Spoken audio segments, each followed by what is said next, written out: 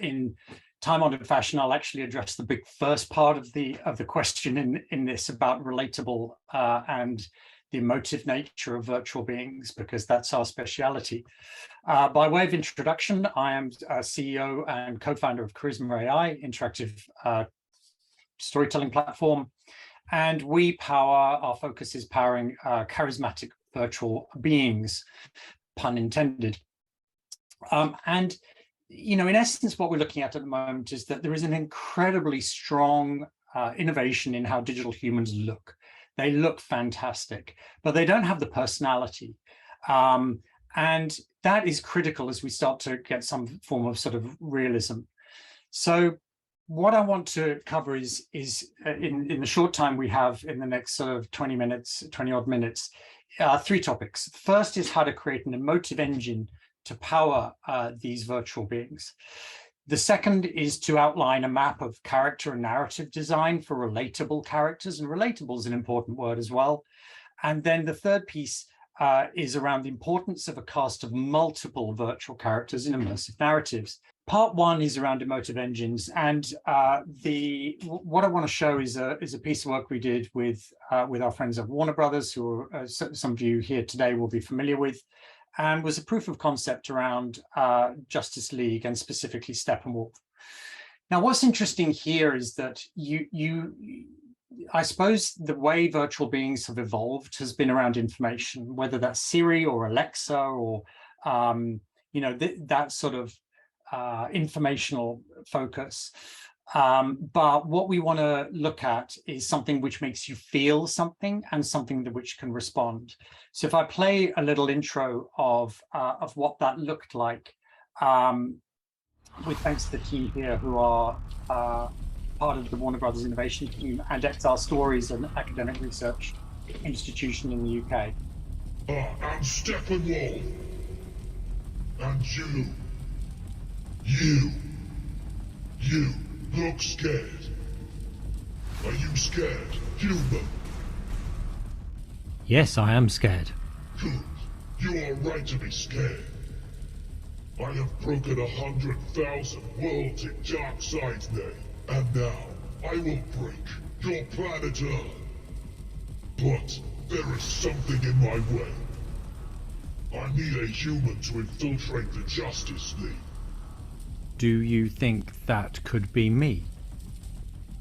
Maybe. That's why you're here.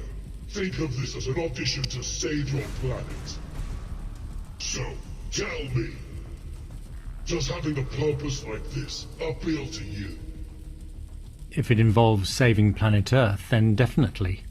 A human with actual ambition. You outclass most of your kind and could be the one I'm looking for.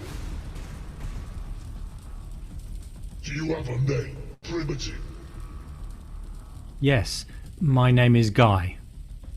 Who gave you such a feeble name, Guy? My mother did. One of humanity's great flaws is reliance on blood relations. Your family is your weakness.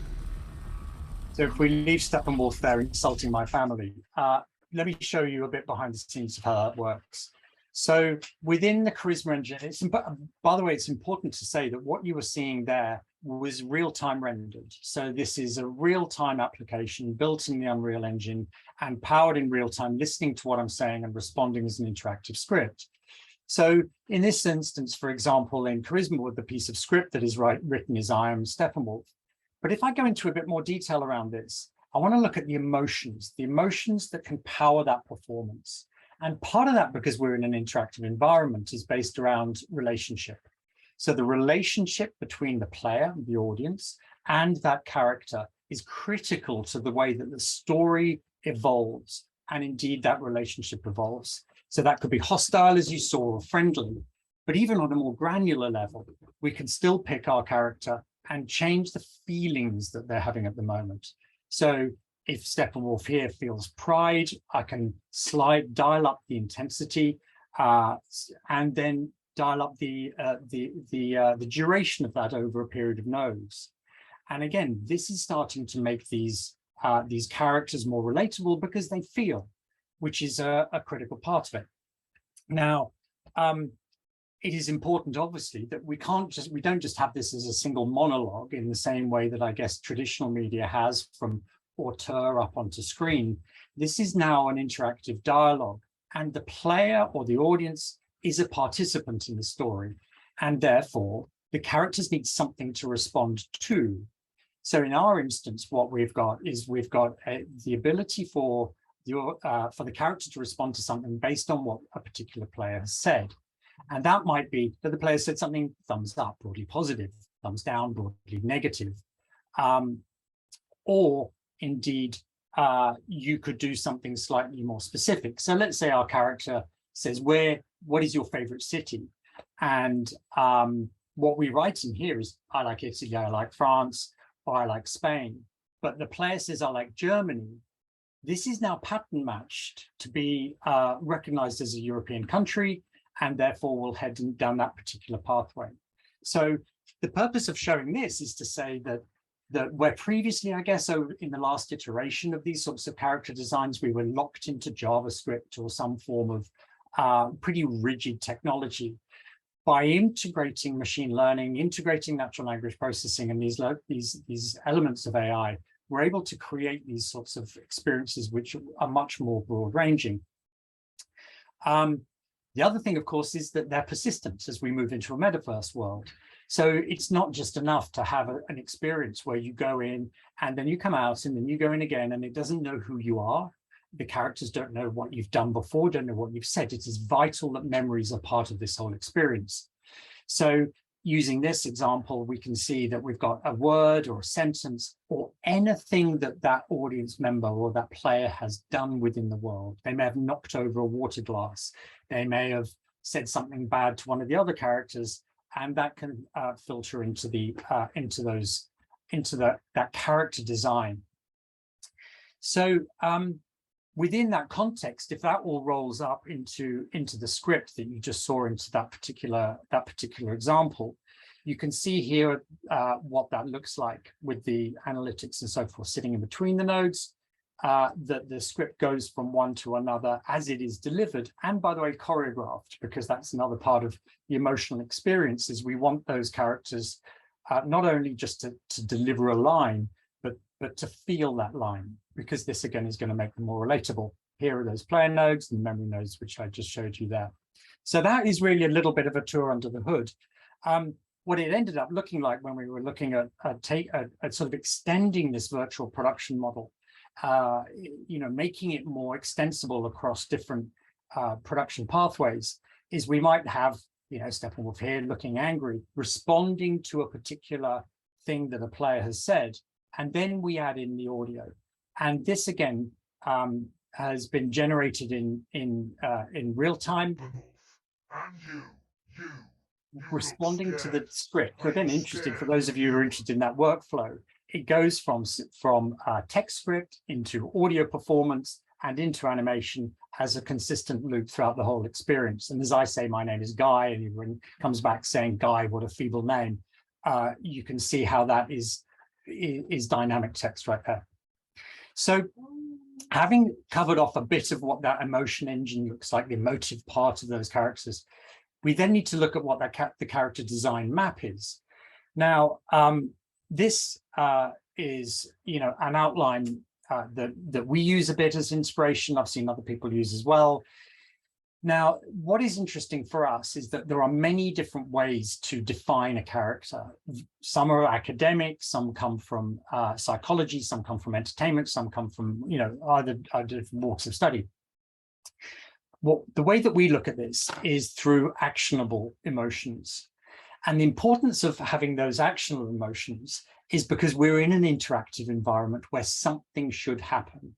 It's not good enough just for a particular character to be happy or sad, but that happiness or sadness needs to somehow have an equal and opposite reaction back onto the audience, onto the player, onto the storyline itself. And to that end, we've been doing quite a bit of work over the last couple of years now with DTS, looking at how this works, and borrowing from a report which I'll name check in more detail later, if you look at this first story landscape from a novel, it's really quite linear. The story landscape for a simple interactive story where you've got a basic set of branching paths looks a little bit more complicated. The dynamic interactive story then starts to weave up between those. But the world we're starting to head into is what is a much more dynamic interactive story with these sorts of adjustable pillars. And so what those pillars mean is that depending on the relationship that you have with these virtual beings, depending on the mood state they're in, depending on the mood state of the other characters they're in, then that experience needs to change, because guess what? That's what real life is like. And the closer we can get to real life, the closer we're gonna hit that relatability. So finally, from the last thing I'd like to cover here, which is where things get really interesting, is the cast of many. And as I touched on before, I think we're used to, and the current state of the industry is being able to talk to a single character, and that's great. And in some ways, that's educated our audiences that you can talk to a single character. However, within the entertainment industry, it's very rare to get a movie or a game or a TV series with just one character, and there are obvious reasons for that. And we examined this a lot in the Universal Character Model paper that I worked on with George Gerber, with Fable Studios, with Chris Huntley at Dramatica, and with Digital Domain, trying to look at what this character definition tool is. Now, I think we can get caught up a lot in what different technology, how bright and shiny it is, and that's fantastic. But actually for us working on this, it was a key point, which is that what we're doing is we are creatively casting our audience inside the story. And that has a fundamental impact on the way in which we create these, we look at these characters. From Dramatica, what we still love about the way that Chris looks at the world of storylines is through characters, is about things like this, the quads of protagonists, contagonists, guardians, antagonists, many of these things you're familiar with. And how those characters, which then extend up into virtual beings, influence the storyline. Use an example of Star Wars. We have obviously Luke, Obi-Wan, Darth, and the Empire in that top quadrant, with the passenger as the driver quadrant, and then the passenger quad as the sidekicks and the emotional, reason, and skeptic. So academically, we were looking through this particular paper, which we continue to work on with George, and from that we can evolve into something quite special. So let's just role play a scenario where you might be sitting at a desk and in a conference hall, and you are at a press conference, and in front of you are a whole series of journalists, and they're asking you questions. It's quite a stressful moment, especially depending on what you've done, what your relationship is with those journalists, and so forth. So as a quick preview, this is a scene from an adaptation, a long-form adaptation of a 1950s sci-fi novel called The Kraken Wakes, whose themes are very sort of ocean focused and environmental, as you might imagine, but ultimately it's a good old sort of apocalyptic sci-fi horror novel. And in this scene, you go from your office straight into a press conference.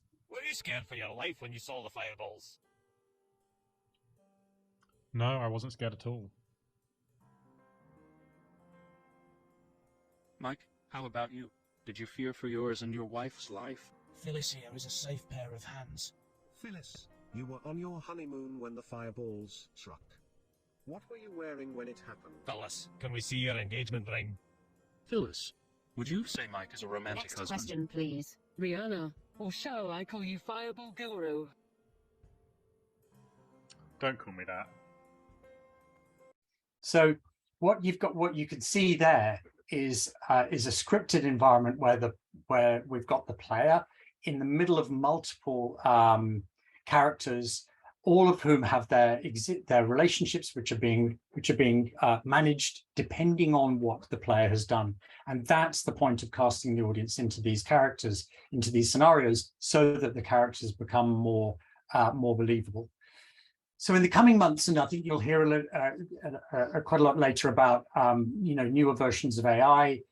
We have been working with, especially to name check GPT for the last 2-3 years, maybe. I lose a bit of count.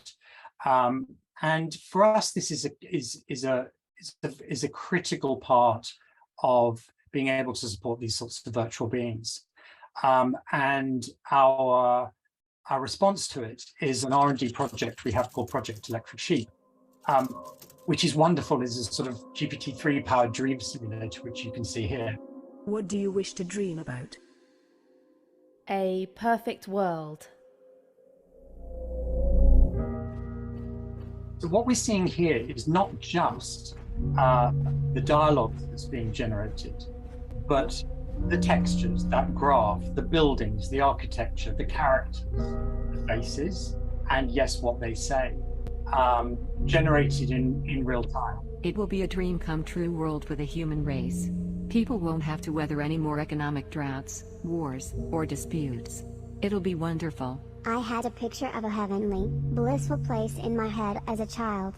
Where it came from I couldn't say. At that moment, I suddenly thought that cuddled up in that heavenly place could be my dear cat. No more poverty. No more war. No more pollution. No more heartache. No more twisted endings. My task was to stop human tragedy and suffering. We have done it. It is finished. Do you understand? We are like gods, and I am the god of gods. What about the people who aren't so privileged like you and me? People with only one pair of shoes. Someone like you actually enjoys it. Enjoys the idea of rising to the top like everyone has the same chance. Rising through the jungle means only those with more power, or the biggest fangs or claws, will be able to complete the journey. So, and naturally, as you might expect from a design style on that, which was influenced by folks like Studio Ghibli, in that very basic animation sense, we're doing that for a particular purpose. But the learnings out of that and how to control the sort of the rodeo horse that is GPT-3, as you might imagine, can now extend up into things like metahumans. We've got a great relationship with Epic Games and got a mega grant to connect Charisma up into these sorts of metahumans, because ultimately what will happen is that we'll see people testing these characters in a lower fidelity, but very quickly moving up into this sort of level that we can now see. And as we are about to talk about at Gamescom next week in Germany, what this does is it changes things it changes the world of non-player characters into someone who can now be heroes.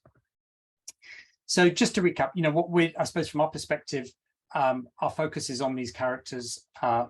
We've spent a lot of time working on the emotions and the psychology of how those emotions work closely with players.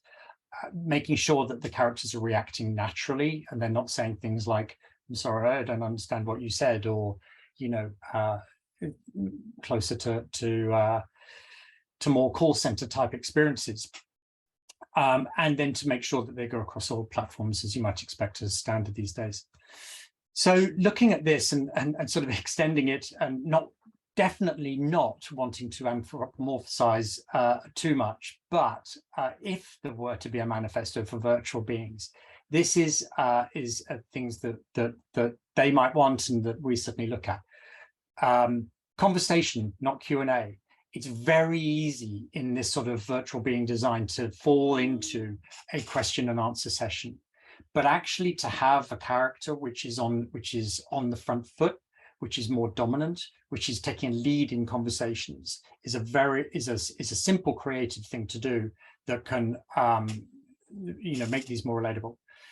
Relationships, like in real life, I despair when I go to a particular experience and it doesn't know who I am, if I've had that experience before, and I love it when I go back and it does.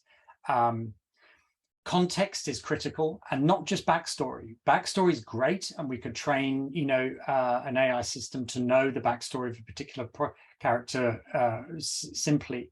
but the context of what is important and what a character should know and do within that moment in the experience is vital, and is a creative and a technology challenge for us all.